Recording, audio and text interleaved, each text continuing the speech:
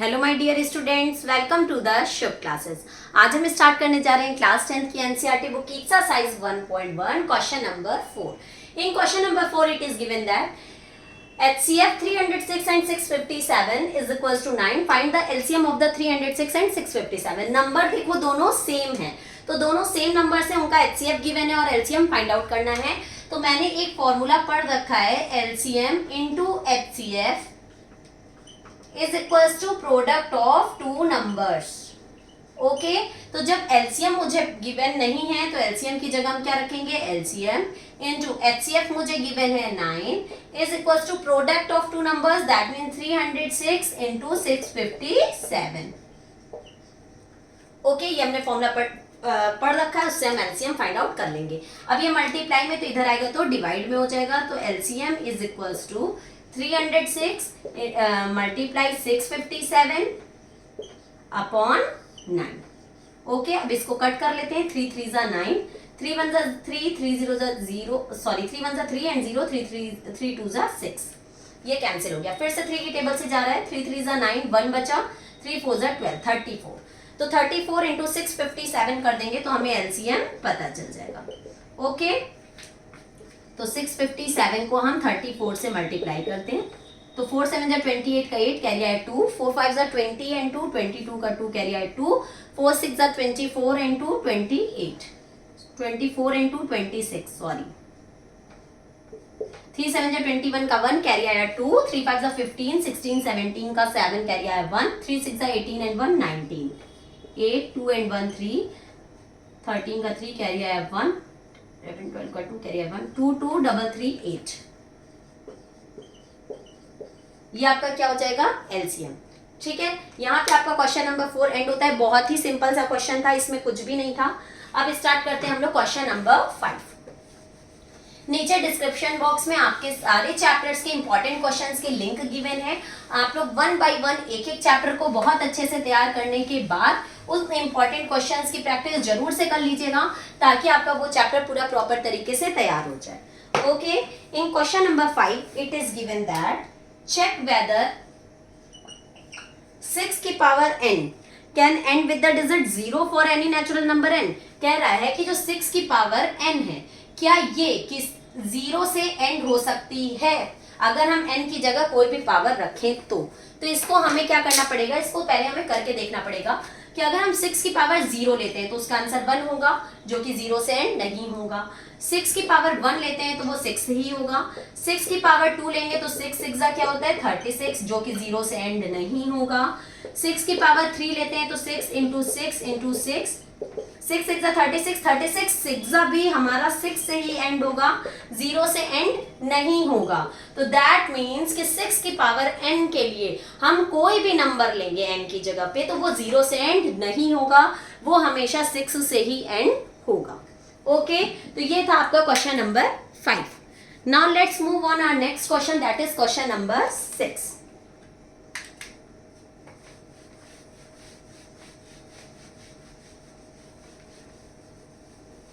बहुत ही simple questions हैं, ठीक है, उन्हें बहुत ही आराम से हम लोग सॉल्व करेंगे। हम लोग पहले भी LCM HCF पढ़ चुके हैं, इतना डिफिकल्ट नहीं है।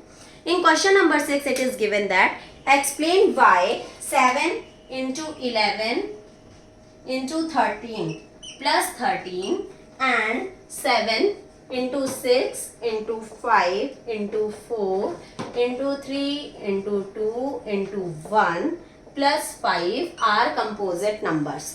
हमें बताना है कि ये कंपोजिट नंबर्स क्यों हैं। ठीक है, तो देखो इसमें अगर हम देखें तो हमारे इसमें 2 टर्म्स हैं, एक तो ये टर्म है और एक ये टर्म है।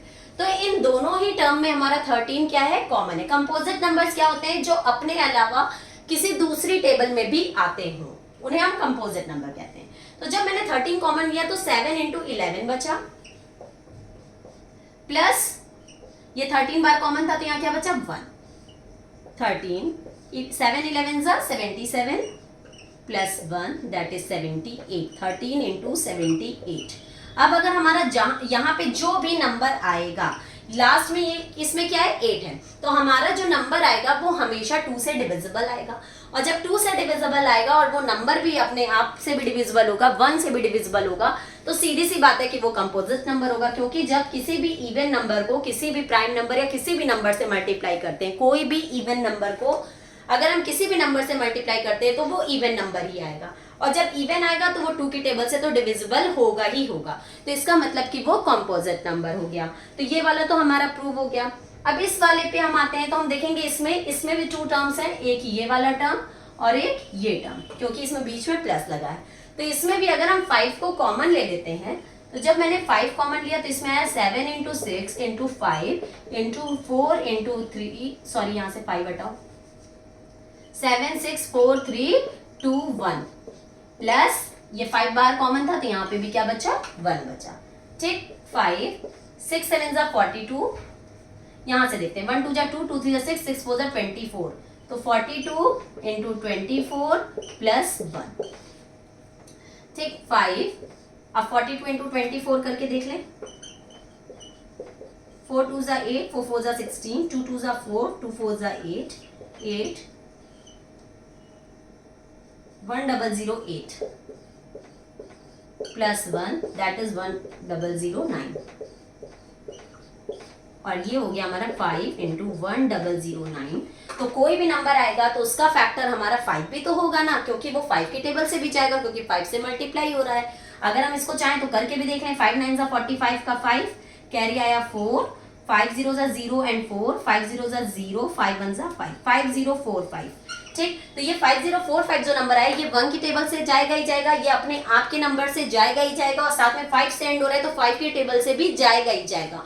तो 1 और नंबर इटसेल्फ एंड 5, तो अदर देन 5 भी आया ना, तो जो कंपोजिट नंबर्स होते हैं वो अपनी टेबल से और 1 से और इसके अलावा और भी टेबल से जाते हैं, तो उनको हम क्या बोलते हैं, कंपोजिट नंबर्स बोलते हैं। तो ये 5 की टेबल से भी जा रहा है अपने अलावा, इसलिए ये हमारा क्या हो गया, कंपोजिट नंबर हो गया। गॉट इट, समझ में आ गया कि ये कंपोजिट नंबर्स क्यों हुए। Now let's move on our next question, that is question number 7।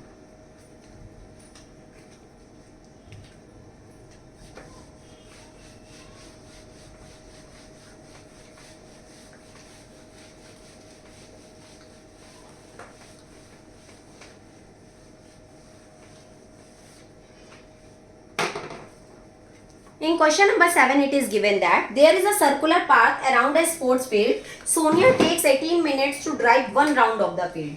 Sonia जो है वो अगर किसी भी फील्ड का एक राउंड लेती है तो वो कितना टाइम लगाती है, 18 मिनट्स लगाती है। Okay, and Ravi takes 12 minutes for the same, और रवि जो है इसी राउंड को कितनी देर में कंप्लीट करता है, 12 मिनट्स में। जो रवि है वो 12 मिनट्स लेता है। बहुत ध्यान से समझिएगा। Suppose they both start at the same point, ये लोग सेम पॉइंट से स्टार्ट करते हैं एंड सेम टाइम पे स्टार्ट करते हैं और सेम डायरेक्शन में भी जाते हैं। After how many minutes will they meet again at the starting point. मैंने अपनी वन शॉट वीडियो में आपको बताया था कि अगर हमें क्वेश्चन गिवन है वर्ड प्रॉब्लम का और हमें ये फाइंड करना है कि उसमें एलसीएम निकालें कि एचसीएफ, पहले तो हमें यही कंफ्यूजन हो जाती है। तो अगर हमें जो नंबर्स गिवन है हमें ये अंदाजा लगाना है कि जो हमारा आंसर आएगा वो नंबर से बड़ा आएगा कि छोटा आएगा। अगर छोटा आता है तो एचसीएफ और अगर बड़ा आता है तो एलसीएम। तो अगर हम इस क्वेश्चन की बात करें तो सोनिया 18 मिनट्स ले रही है एक राउंड लगाने में, रवि 12 मिनट्स ले रहा है, तो जरूरी है कि वो लोग एक ही राउंड लगाएं तभी एक ही समय पे एक जगह पे मिलेंगे। जब ये 18 मिनट में पहुंच जा रहा है, ये 12 मिनट में पहुंच जा रहा है, तो एक राउंड में तो ये लोग मिल ही नहीं सकते। एक जगह पे लगाते रहेंगे, राउंड लगाते रहेंगे, रवि भी लगाता रहेगा और सोनिया भी। तब एक समय ऐसा आएगा जब ये दोनों एक साथ एक जगह पे मिलेंगे। ठीक, तब एक टाइम ऐसा आएगा। तो जब 18 मिनट्स ले रहा है वो 12 मिनट्स ले रहा है, तो जब वो बार बार राउंड लगाते रहेंगे तो 18 मिनट्स और 12 मिनट से ज्यादा ही तो समय हो जाएगा ना। तो जब ज्यादा समय हो जाएगा तब हम देखेंगे कि कितने मिनट बाद वो एक जगह पे एक साथ मिलेंगे। तो ज्यादा के लिए 18 एंड 12 से ज्यादा के लिए हम क्या निकालेंगे, एलसीएम। तो इस लास्ट क्वेश्चन में, क्वेश्चन नंबर 7 में हम क्या फाइंड आउट करेंगे, 18 एंड 12 का एलसीएम। 2 9 जा 18, 2 6 जा 12, 2 3 जा 6, 3 3 जा 9 एंड 3 1 जा 3 एंड 3 1 जा 3, 3 3 जा 9, 9 2 जा 18, 18 2 जा 36। दैट मीन्स 36 मिनट्स बाद ये दोनों एक साथ एक ही जगह पर मिलेंगे। ओके, आ गई बात समझ में। अगर आपको मेरी वीडियो पसंद आई हो तो लाइक, सब्सक्राइब एंड शेयर करना मत भूलिएगा। और अगर आपको कोई भी डाउट हो तो कमेंट सेक्शन में आप जाके मुझसे अपने डाउट्स क्लियर कर सकते हैं। ओके, अब हम लोग अपनी नेक्स्ट वीडियो में नेक्स्ट एक्सरसाइज के साथ मिलेंगे। तब तक के लिए goodbye and take care.